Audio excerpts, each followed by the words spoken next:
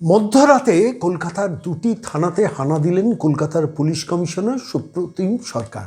সদ্য নিযুক্ত police commissioner Supratim সরকার একদম মিডনাইটে ভিজিট করলেন দুটো থানা, একটা হচ্ছে বালিগঞ্জ থানা, একটা হচ্ছে সার্ভে পার্ক থানা।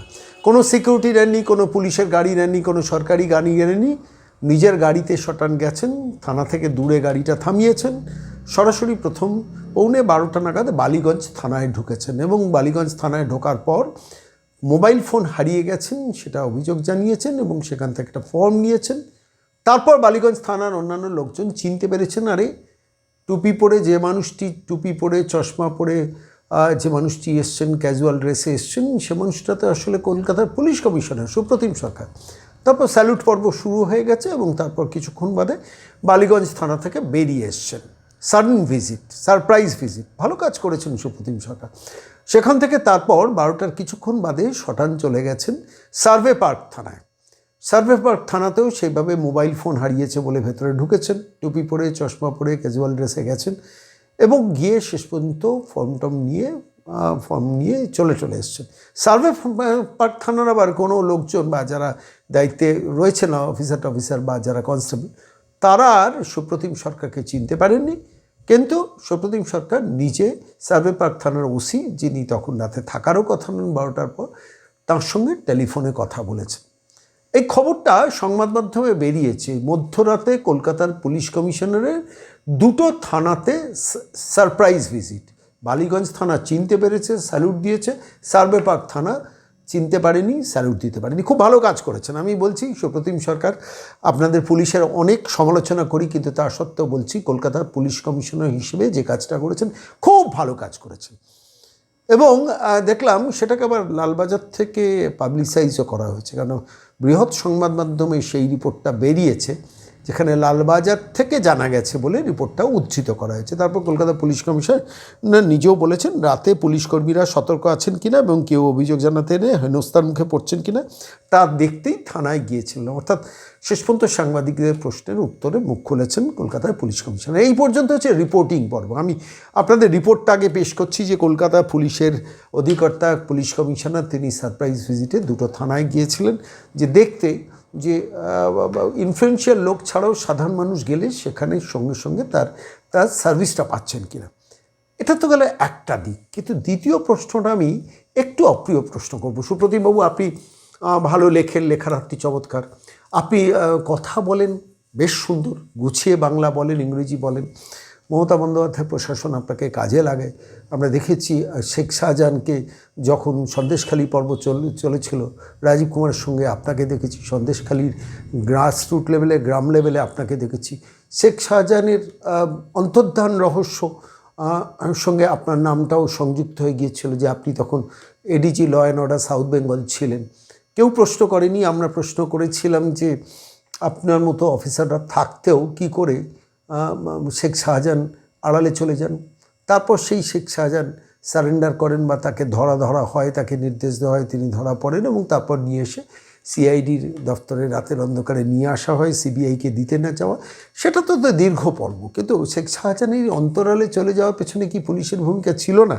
এই অপ্রিয় প্রশ্নটা করলে বিস্তর সমালোচনার মুখে পড়ব আমি জানি, কারণ এখন সুপ্রতিম সরকার কলকাতার নগরপাল, ফলত স্বাভাবিকভাবে তার ভালো কাজকে যেমন প্রশংসা করব, কিন্তু তার সম্বন্ধে যে প্রশ্নগুলো থাকবো আমরা কিন্তু নিয়মিত সে প্রশ্নগুলো করব। যেমন আজকে প্রশ্ন করছি, আচ্ছা তিনি সম্প্রতি ভাঙড়ে গিয়েছিলেন, ভাঙড় থানা পরিদর্শনে গিয়েছিলেন, ক্লোজ ডোর মিটিং করেছেন এবং সেখানে বলেছেন কাউকে রিয়াত করানো হয়, ল অ্যান্ড অর্ডার যেন ব্রেক না করে। খুব ভালো কাজ করেছেন। আমি বলছি যে কাজগুলো ভালো সেগুলো তো ভালো বলতেই হবে। পুলিশের অনেক খারাপ কাজের মধ্যে এগুলো কিন্তু ভালো কাজ। কিন্তু সেই সুপ্রতিম সরকার কলকাতা পুলিশ কমিশনার থাকার অবস্থায় শেষ পর্যন্ত সোনা পাপ্পু ধরা পড়ে না কেন বলুন তো? প্রশ্নটা করলে রেগে যাবেন তো। সোনা পাপ্পুর সঙ্গে সমস্যাটা কি কলকাতা পুলিশের? নাকি ওপর থেকে বারণ করে দেওয়া হয়েছে সোনা পাপ্পুকে ধরা যাবে না? যে সোনা পাপ্পুর জন্য কাঁকুলিয়াতে ওই ঘটনা ঘটলো, আমি বলছি সেই সোনা পাপ্পুকে কলকাতা পুলিশের মতো এফিশিয়েন্ট পুলিশ খুঁজে পাচ্ছে না।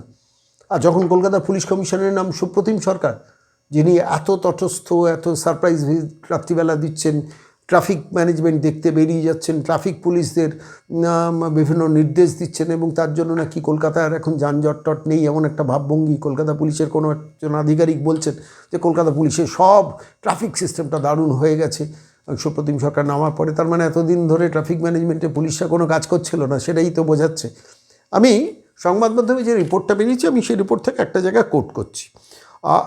এই এক পুলিশ কর্তা জানান, দায়িত্ব নেওয়ার পরই নগরপাল শহরে যান চলাচলের উন্নতির সবচেয়ে বেশি জোর দিয়েছেন।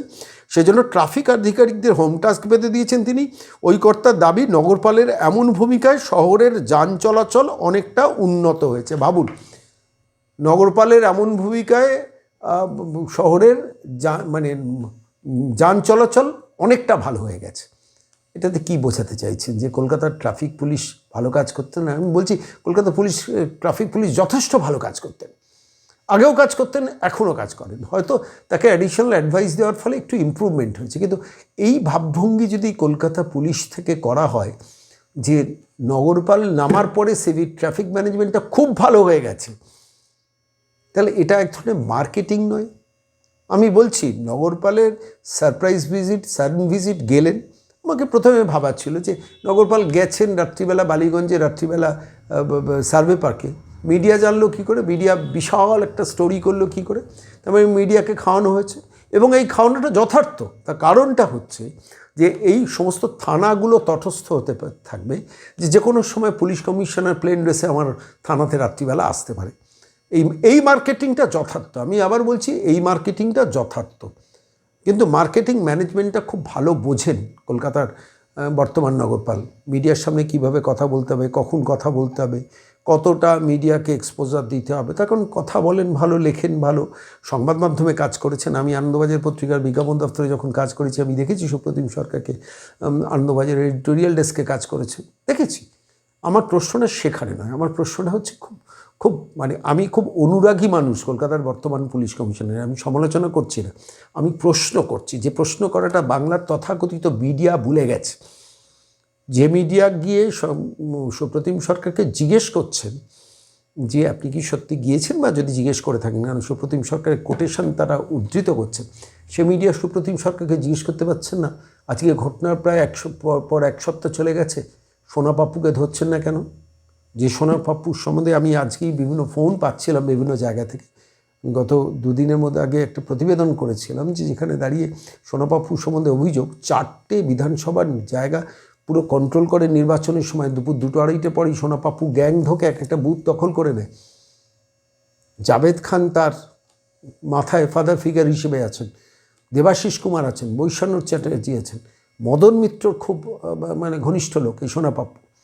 একটা বিশাল গ্যাং নিয়ে অপারেট করেন দক্ষিণ কলকাতা বিস্তীর্ণ অঞ্চলে, বিভিন্ন জায়গায় ভোট কেন্দ্রগুলোকে দখল করেন। আমাকে ফোনে বলছিলেন, আমি বলছি দক্ষিণ কলকাতায় মানুষজন ফোন বলছেন, আমি সে ফোনের ভয়েসও আমার কাছে রেকর্ডিং আছে, আমি শোনাতে পারি, আমি শোনাচ্ছি না, তার তো প্রমাণ আমার হাতে নেই। সত্যি সোনাবাবু এই কাণ্ড করছেন কিনা। সোনাবাবু সম্বন্ধে তো এই অভিযোগ, যেখানে দিয়ে সন্ধেবেলা কলকাতা শহরের উপর গুলিগোলা চলেছিল। এই সুপ্রতিম সরকার জিজ্ঞেস করেছেন যে গোয়েন্দাদের কাছে আগাম খবর ছিল না, গোয়েন্দারা জানতো না একটা ঘটনা ঘটার পর আরেকটা ঘটনা যখন ঘটলো সেই কাউন্টার ঘটনা ঘটতে পারে সেটা জানলেন না। আমার ভালো লেগেছিল, আমি বলছি কলকাতা পুলিশ কমিশনের ভূমিকাটা খুব যথার্থ লেগেছিল। কিন্তু সেই সোনা পাপ্পুর সম্বন্ধে যখন এত অভিযোগ, তখন কলকাতা পুলিশ তাকে খুঁজে পায় না। সত্যি খুঁজে পায় না, নাকি মুখ্যমন্ত্রীর ইশারায়? কারণ মুখ্যমন্ত্রী ভোট ম্যানেজমেন্টও তিনিই করেছেন। তো ওই ভবানীপুরে যখন দ্বিতীয়বার কম্পার্টমেন্টাল চিফ মিনিস্টার লড়েছেন, তখনও বুথ দখলে তো এই সোনাবাবু বাহিনীর ভূমিকা ছিল। ফলে তাঁর অফিস থেকে নির্দেশ আছে, যেভাবে মনোজিৎ মিশ্র 11টা অভিযোগ কলকাতা পুলিশে বিভিন্ন জায়গায় জমা পড়েছিল বিনীত গোয়েলের সময় বোধহয়। একটি এসআইকে গিয়ে চড়িয়ে এসেছিলেন কসবা থানায়, সেটা সংবাদ মাধ্যমে দেখেছিল। একটারও বিচার হয়নি। কোন পুলিশ অফিসার মনোজিৎ মিশ্রকে বাঁচাতো সাউথ কলকাতা ল কলেজে, যার জন্য 11বার তিনি ছাড় পেয়েছেন, তাদের নিয়ে সংবাদ মাধ্যম কোনো প্রশ্ন করেন? একটু ভালো করে দেখবেন, বাংলার কোনো মিডিয়া একটি শব্দ করে না। মনোজিৎ মিশ্রের বিরুদ্ধে চার্জশিট দিয়েছে, এটা মহান কাজ করে ফেলেছে কলকাতা পুলিশ। কিন্তু সেই মনোজিৎ মিশ্র এসআইকে পেটানোর পর পরের দিন কী করে জামিন পেয়ে গিয়েছিল, সেটা নিয়ে কলকাতা পুলিশ কমিশনকে কেউ কোনোদিন প্রশ্ন করে না। যেভাবে আজকের দিনে দাঁড়িয়ে সোনা পাপ্পুর সম্বন্ধে যখন অভিযোগ হচ্ছে, আমি একজন ভালো ফোন করে বলছেন যে আপনারা একটু ইনভেস্টিগেশন করুন শর্মাবাবু, নিউ টাউনে বড় ফ্ল্যাট আছে, বড় ফ্ল্যাট। বারুইপুরে বড় বাগান বাড়ি আছে, 150 কোটি টাকার মালিক এখন এই বয়স। মাথায় নেতা মন্ত্রীর হাত, একদম কালীঘাটের হাত। ফলত সেই সোনা পাপ্পুকে যখন কলকাতা পুলিশ খুঁজে পায় না, তখন সে প্রশ্নটা সুপ্রতিম সরকারকে করা দরকার। আপনি যেমন রাতের অন্ধকারে কলকাতায় শার্লক হোমস হচ্ছেন, ঠিক তেমনি দিনের বেলাটায় সোনা পাপ্পুকে একটু খোঁজাতে মন দিন না। রাত্রিবেলা খুঁজতে হবে না, রাত্রিবেলা থানা ভিজিট করতে হবে না, রাত্রিবেলা সোনাবাবুর বাড়িতে যেতে হবে না। সোনাবাবুকে আইডেন্টিফাই করুন না, করতে পারছেন না, কোথায় অসুবিধা বলুন। সুপ্রতিম সরকার, আপনি কলকাতার মাননীয় পুলিশ কমিশনার, আপনার সমালোচনা করছেন, আপনাকে প্রশ্ন করছি। প্রশ্ন করলে আপনি আবার রেগে যেতে পারেন, আপনি হয়তো কোনো একটা থানাকে দিয়ে 41-এর নোটিশও ধরাতে পারেন পুরনো নিয়মে, এখনকার বিএনএস ধারা অন্য, তো ফলত ধরাতে পারেন, কিন্তু প্রশ্ন করাটা তো দরকার। তাহলে আপনি সংশোধন করতে পারবেন, কেন আপনার ইমেজের সঙ্গে না শেখ শাহজাহানটা খায় না, আপনার ইমেজের সঙ্গে সোনা পাপ্পু খায় না, কিন্তু দুটোই থেকে যাচ্ছে পাশাপাশি। আর স্বাভাবিকভাবে আমাদের প্রশ্নও থাকছে, যে প্রশ্নগুলো মিডিয়া করতে পারছে না, ইলেকট্রনিক্স মিডিয়া করতে পারছে না, প্রিন্ট মিডিয়া করতে পারছে না, আমাদের ডিজিটাল প্ল্যাটফর্ম থেকে সেই অপ্রিয় প্রশ্নটা রাখতে হচ্ছে মিস্টার সরকার আপনার জন্য।